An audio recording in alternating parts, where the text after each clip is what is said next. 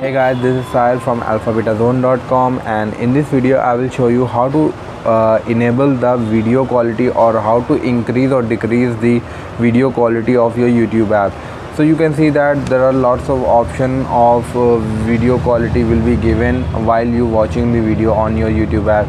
So if you automatically select the video quality of YouTube app, you can do it by using this feature. So if you want to increase the video quality of your YouTube app, first you need to click on the profile icon at the top right corner of the screen, and here you need to click on the setting option.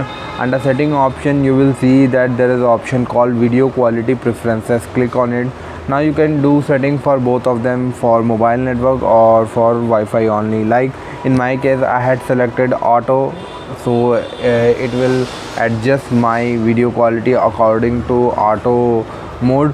So you can do it by using this. If you want to increase the video quality, you can select the higher picture quality, or if you want to enable this in data saver mode, you can also select this.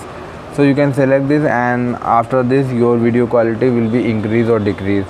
I hope this guide was helpful and you will be able to control the video quality of your YouTube app. If you like this video, please subscribe to our channel and visit our website alphabetazone.com.